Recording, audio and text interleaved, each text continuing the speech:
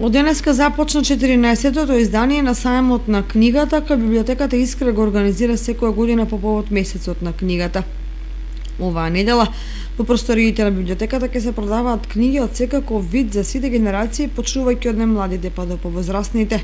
И оваа година по повод месецот на книгата го организираме 14-тиот саем на книгата, кој е една од поголемите манифестации во рамките на месецот на книгата, а слободно и нескромно можам да кажам дека значена и голема манифестација и за целиот град.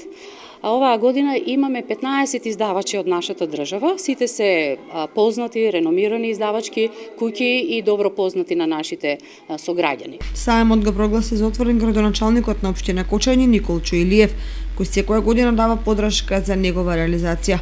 А специјален гостин беше авторката Милијана Павловска, која зборуваше за нејзината кариера и идејата да започне да се занимава со пишување на романи. Специјален гостин на саемот на книга ни беше авторката Милијана Павловска, не случајно, затоа што таа има издадено 12 романи, од кои 11 романи ги има во нашата библиотека.